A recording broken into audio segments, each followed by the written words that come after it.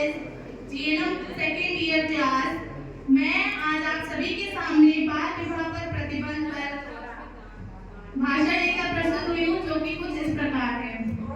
बाल विवाह बच्चों के अधिकारों का अतिक्रमण करता है, जिससे उन पर हिंसा, शोषण तथा यौन शोषण का खतरा बना रहता है। बाल विवाह लड़कियों और लड़कों दोनों पर असर डालता है। इनका प्रभाव लड़कियों पर अधिक पड़ता है।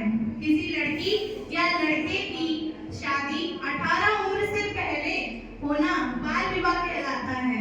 बाल विवाह में औपचारिक तथा अनौपचारिक संबंध भी आते हैं, जहां 18 साल से कम उम्र के शादीशुदा जोड़े की तरह रहते हैं। बाल विवाह बचपन खत्म कर देता है। बाल विवाह बच्चों की शिक्षा, स्वास्थ्य और संरक्षण पर नकारात्मक प्रभाव डालता है। बाल विवाह पर सीधा असर केवल लड़कियों पर नहीं, बल्कि उनके परिवार, समुदाय पर भी होता है। जिन लड़कियों की शादी कम उम्र में हो जाती है, उनके स्कूल निकलने की संभावना बंद हो जाती है तथा उनके कमाने और समुदाय देने की क्षमता कम हो जाती है। उसे घरेलू तथा हिंसा का नाम दे दिया जाता है। महिलाओं को HIV एड्स का शिकार होना खतरा बढ़ जाता है। खुद नाबालिग होते हुए भी उसको बच्चे पैदा करने की संभावना बढ़ जाती है। गर्भावस्था और प्रसव के दौरान गंभीर समस्याओं के कारण नाबालिग लड़कियों की मृत्यु हो जाती है। भारत में बाल विवाह में आई कमी की वजह से दुनिया भर में इस प्रथा के चलन में भी गिरावट आई है।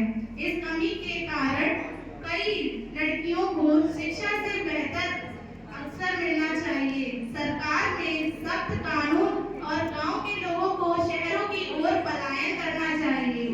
बाल विवाह बंद करने के लिए बहुत से देशों में पर्याप्त निवेश की कमी एक कारण रह गई है, जिसका इस कुप्रथा को जड़ से खत्म करने के लिए वित्तीय तौर पर उचित तर्क नहीं दिए गए हैं।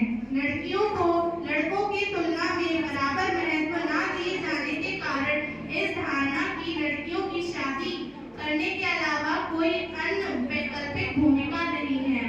अंत में मैं अपनी वाणी को विराम देते हुए कुछ पंक्तियां कहना चाहूंगी, जो कि कुछ इस प्रकार है। फर्ज नहीं, पाप है, बाल विवाह अपराध है। बेटियों की खुशियों का तार विवाह 21 के बाद। ऐसी क्या मजबूरी है, विवाह से पहले शिक्षा जरूरी है।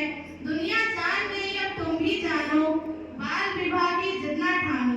भविष्य ना बर्बाद करो, विवाह